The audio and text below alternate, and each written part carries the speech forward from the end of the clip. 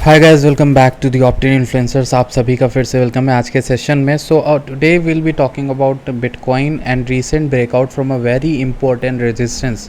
This resistance we told yesterday in the yesterday's video 23.9K के around हम लोग चल रहे थे, और ये डेली का चार्ट है, इंडेक्स ऑल टाइम हिस्ट्री वाला। तो दो मैंने लाइंस आपको तीन बेसिकली ड्रॉ करी थी, एंड मैक्सिमम मैंने आपको बोल के रखा हुआ है कि ये बुल मार्केट सपोर्ट बैंड तक आने के चांसेस हैं। मंथ हाई जो ये यहाँ पर हमें दिखा रहा है, कितनी चीज़ें यहाँ पे, तीन चीज़ें। पहला बुल मार्केट सपोर्ट बैंड, दूसरा एक अच्छा खासा रेजिस्टेंस है, ठीक।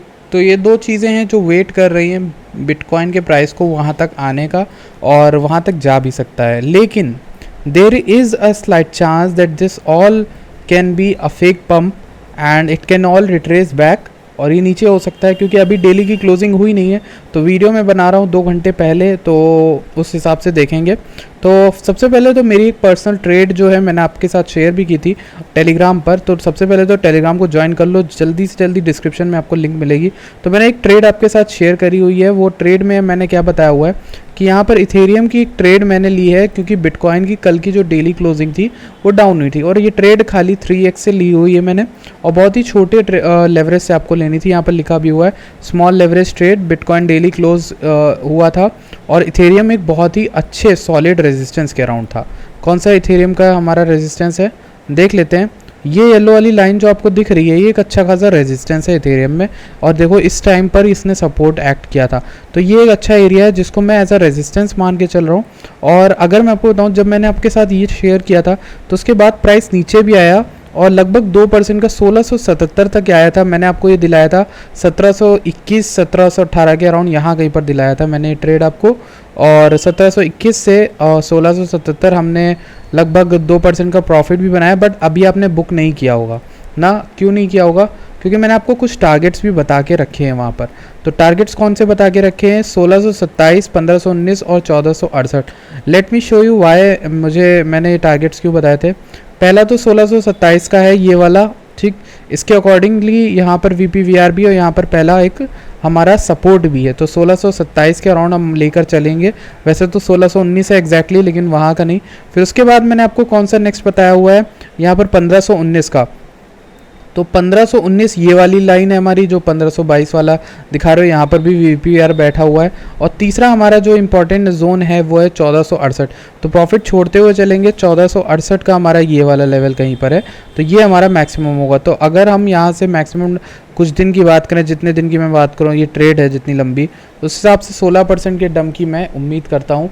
लेकिन मैंने आपसे एक और इम्पॉर्टेंट चीज़ इसमें डिस्कस की है, स्टॉप लॉस अबव 1800। ये इंपॉर्टेंट चीज़ है, और आपको ट्रेड में अभी तक आपने नहीं लगाई तो ये लगानी चाहिए।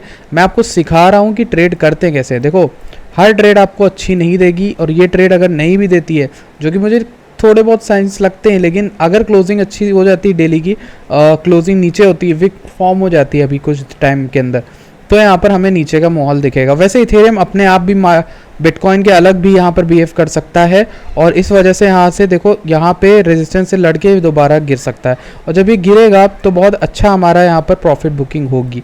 तो इसीलिए मैं आपसे एक रिक्वेस्ट करूँगा कि ट्रेड अगर आप लेते हो तो SL ज़रूर लगाओ 1800 से ऊपर। इस एरिया, ये वैसे तो एरिया 1786 है, बट 1800 के ऊपर कोई भी जगह पे 1812 1813, मेरा पर्सनली जो है 1812 पे लगा हुआ है SL, और उस SL को मैं लगाऊंगा। और टारगेट जो लेकर चलूँगा वो नीचे के जो मैंने आपको बता के रखे हैं, वो अपने टारगेट हैं जो हम लोगों ने रखे हुए हैं, वो यहाँ तक की लगभग होंगे, और अच्छा खासा प्रॉफिट ये दे सकता है। अच्छा, ये तो हमने बात कर ली यार, अब बात कर लेते हैं मेन मुद्दे की, जो हमें बात करनी है बिटकॉइन के बारे में। तो बिटकॉइन ने क्या किया, डेली में एक अच्छा पंप दिया, यहाँ पे एक बेरिश फॉर्मेशन बना के, और अच्छा खासा दिया। बट आज की डेली कैंडल देखो, आज क्लोज होने वाली है, वॉल्यूम देखो, कुछ दिख रहा है आपको? कुछ समझ आ रहा है? आज अगर ये क्लोजिंग ऊपर हो भी जाती है तो मुझे नहीं लगता ये पंप ज़्यादा दिन तक सस्टेन करेगा ऐसी वॉल्यूम के साथ। और अगर आप देखो तीनों को कंपेयर करो तो कुछ ज़्यादा खास है नहीं ये मूवमेंट। तो अगर ये डंप करता है, आज हो जाता है या कल हो जाता है, जो भी हो, लोगों को ये उम्मीद दे, या फिर फेक पंप एक ऊपर की ओर दे जाए, ताकि लोगों को लगे कि हाँ ऊपर जाए, तब ये फंस जाए नीचे की ओर। तो अभी अगर मैं आपसे एक शॉर्ट में पूरे मार्केट का सिनेरियो डिस्कस करूँ तो बताता हूँ क्या। प्रॉबेबली मुझे लगता है कि बॉटम इन है उसी एरिया के अराउंड, जो कि 16 से 17 वाला था, ठीक। लेकिन अब जो फेस चल रही है वो फेस हमारी चलेगी कौन सी? बोरिंग फेस, जिसमें हम ना एक एरिया के अराउंड फंसे रहते हैं और उस एरिया के अराउंड ही घुमा करते हैं। और ये ऐसा पहले भी हो चुका है, ऐसा बाद में भी होगा, ऐसा होता रहता है, हर मार्केट में होता है। तो ये एक्यूमुलेशन फेस इसको हम कहते हैं, जहाँ पर लोग इकट्ठा करते हैं पैसे।